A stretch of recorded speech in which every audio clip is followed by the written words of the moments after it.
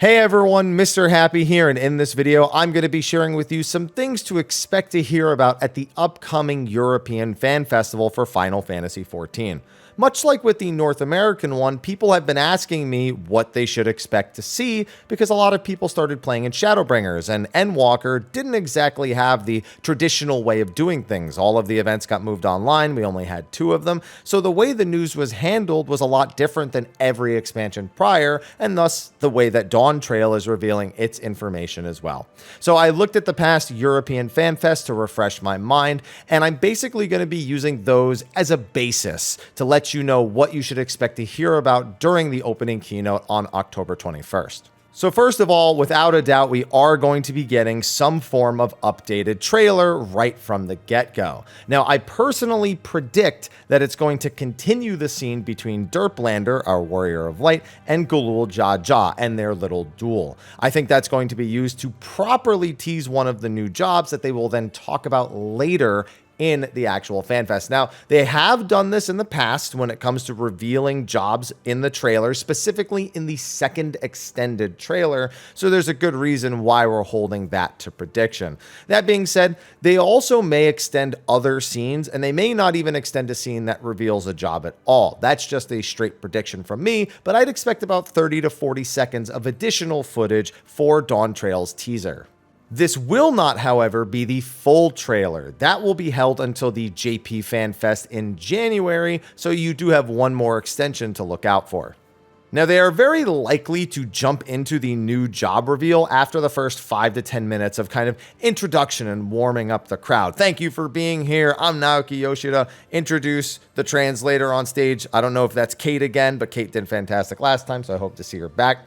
And they will then say what the new job is. They'll do a video showcasing some of the skills, and they do a brief overview of it, what the role is, the general gameplay descriptions, all that stuff. Normally they do role, main arm. For some reason, they keep doing associated class, even though there's no there's no class to job system for anything past the Realm Reborn. I think they do that in case a new player were to actually watch this and then see like, oh, I wonder what the starting class is, not understanding that they've kind of moved away from that as a whole. So I think that's the only reason they do that. It'll also include the starting level of the job, which realistically should be level 80. I don't see any reason why it wouldn't be level 80, 10 levels under the Endwalker max level. Its overall battle design, and very likely to hear about where its starting city will be. So you can start planning out your login route this far in advance if it looks like a job you're going to unlock. I am still holding true to my Corsair prediction, but we'll have to wait and see because with recent developments, who knows, maybe that's not the thing we'll be seeing at the EU Fan Fest. Now, while we won't get the second job reveal until JP Fan Festival in January, we may get a hint about what it may be in the form of another shirt. I say maybe because Yoshi P has done 2 different things at the EU Fan Festivals. For one, he's cosplayed as Black Mage and Gunbreaker, and heck, even at the digital one, he did cosplay as Reaper, so he may choose to cosplay as whatever job they reveal at the EU Fan Festival. However, at both the EU Fan Festival for Heavensward and Stormblood, he did do a shirt reveal there as well. For Heavensward, it was a 007 shirt, which was teasing Machinist, which was actually one of 2 jobs that was revealed at the final Fan Festival. And during the Stormblood Fan Fest tour that they did, he wore a Scarlet Witch shirt to tease Red Mage. And in fact, at the Heavensward one, he both dressed as Black Mage, then took the getup off, and then had the 007 shirt on under it. So it's all going to depend on if they decide to do a mix of cosplay and shirt, or just cosplay, or just shirt. But there's no way of knowing how that's going to turn out because we just haven't had one in a while, and they could go either way with it. So keep an eye out for that as well.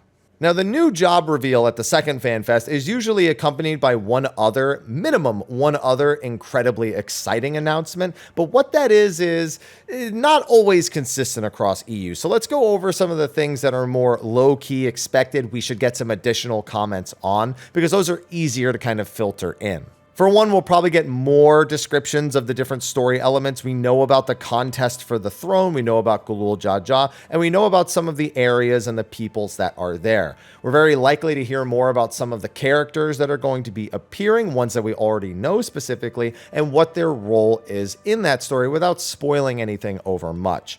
We're also very likely to get 2 new areas revealed and potentially videos and descriptions of those areas as well. We did get screenshots of the areas in the previous one, but videos are not completely out of the question. That is something they have often done in the past, and in fact, the EU FanFest for Shadowbringers featured videos of Raktica and Ilmeg, so I would very much like to see those as well, which would then also allow us to hear the music of those zones, and that would also be exciting.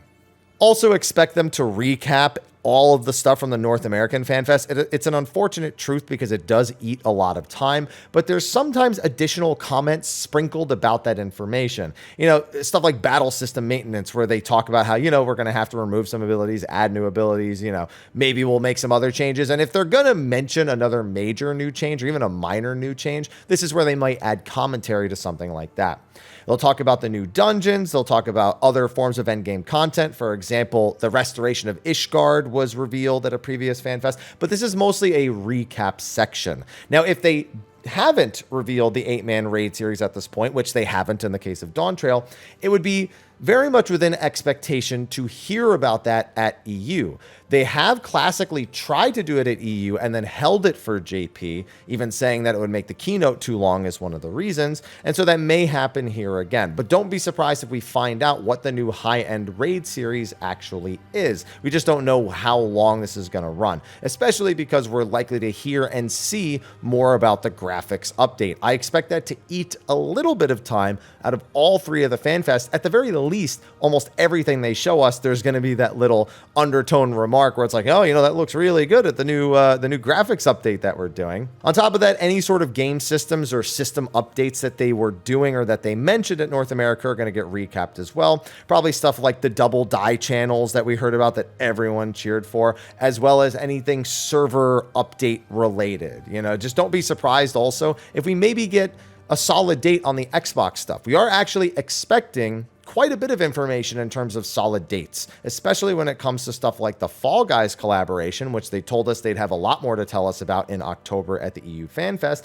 and even potentially the Final Fantasy 16 collaboration. Now, we know they're working on a 16 collab, and they said they would like to have more information by year's end, but they may not do that here. I only say that because they also said they'd like to share information on the Final Fantasy 16 DLC before year's end. As such, they may choose to do all of that at a separate 16 event instead of doing the 14-16 collab here at the EU FanFest. But all of that is still very much up for debate. The Fall Guys thing they have told us we will hear about, so expect a lot more details on that in particular. So that's going to be kind of the mix of like recap and like new news just with some added stuff, but they do usually have some more things to add in there. For example, we learned about the Pelu Pelu last time, and we learned about Valagarmedic. I can never say his name. I just want to say Tritok because it's a Final Fantasy VI reference. But we will likely hear about another new tribe and another new major boss. We will almost certainly be learning what the Alliance raid theme is as well. Now, previous comments said that it will be even more Final Fantasy than Myths of the Realm, and that is why I am ultra suspect about their particular guest for the upcoming fan festival. We know that Final Fantasy's creator, Hironobu Sakaguchi, will be a special guest at EU, and they will be doing several panels with him throughout the 2-day event. Kind of suspicious to have the even more Final Fantasy Alliance raid revealed when Hironobu Sakaguchi is there. Granted, the man has said he does not want to be a part of Final Fantasy XIV's development because he wants everything to be brand new to him like it would be to any other player. So if he gets too close to the development, he is afraid that he will lose that element of enjoyment.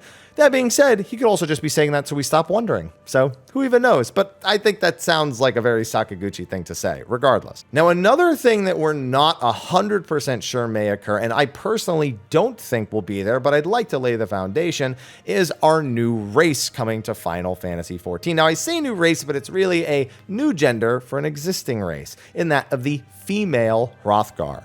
I personally think they'll save this for Japan, but Viera were initially revealed at an EU FanFest, with male Hrothgar revealed at the JP FanFest that followed. So I can at least say it's a possibility, but I'm not banking on that one. I think they'll save the female Hrothgar reveal for Japan because we're almost certain, like 90% certain, that we've been teased a female Hrothgar in game at this point, and they're just going to save it for right before 6.55 when we actually get to see this character for the first time.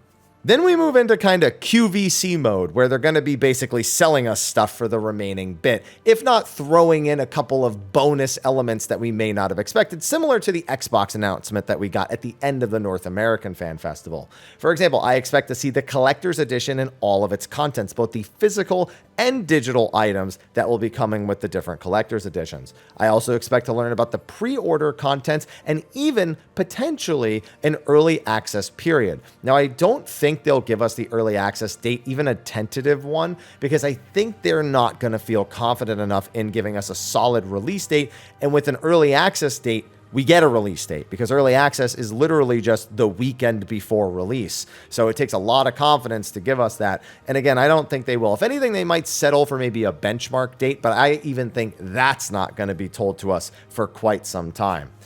Pre-order date, though, almost certainly going to be receiving that. And don't be surprised if they try to sell us anything additional near the end as well.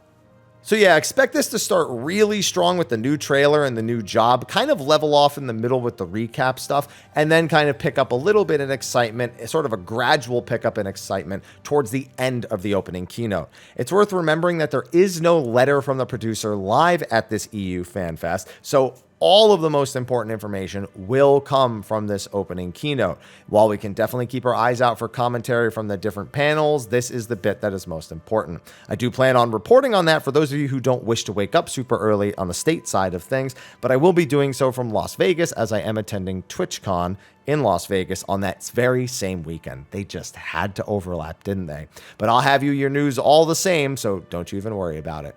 Anyway, that is going to be a wrap for my expectations about the upcoming EU Fan Festival.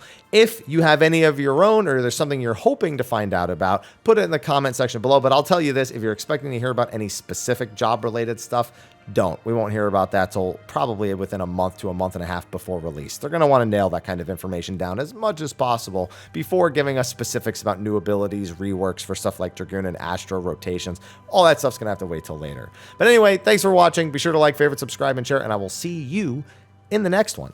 Until then, take care.